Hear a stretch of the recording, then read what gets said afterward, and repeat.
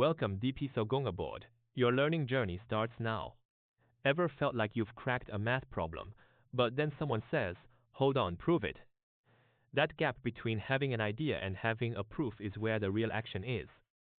We're diving into how we bridge that gap, specifically with something called FIDELIS. So, what's the deal with DI? Think of it as your brain's raw material processing pipeline. You start with raw data D, connect the dots I, build structures K, test boundaries W, and figure out what matters P. This is the discovery phase, full of brilliant insights. But here's the catch. Just because you think something is true doesn't mean it is true in the eyes of standard mathematics. That's where the fidelity gate comes in. It's the strict bouncer checking if your semantic leaps hold up under formal scrutiny, checking sorts, operations, quantifiers, scope, resources.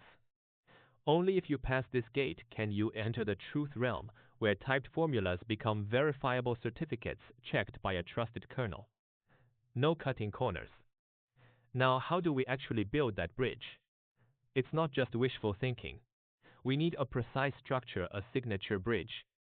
Think of it as a detailed map connecting the source language to the target formal language.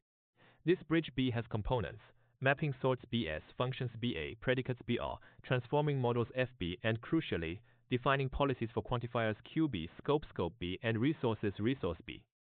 The quantifier fidelity rule looks complex, but its heart is simple.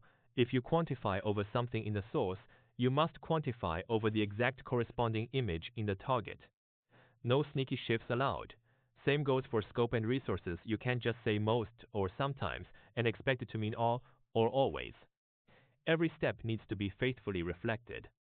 Okay, let's see this in action. This report didn't just talk theory, it tackled some heavy hitters.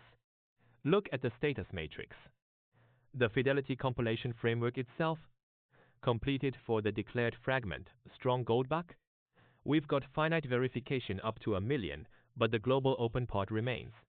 Same story for Collatz, the 4-color theorem, already proven externally, so we import that proof. And P versus NP, we've built a conditional theorem based on a specific compressor, but the big question still looms. What's the pattern, progress? We take semantic insights, rigorously compile them, get verifiable results, and clearly identify what's left to conquer.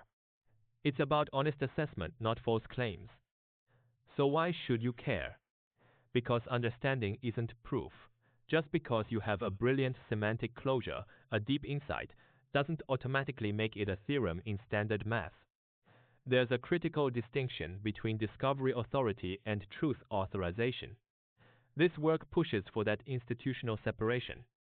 It shows us how to take powerful ideas, repair their logical leaps using fidelity bridges, and either turn them into rigorous theorems or transparently acknowledge the remaining open obligations. It's about moving forward with clarity and rigor, not just clever rhetoric. That's the essence of FIDELIS.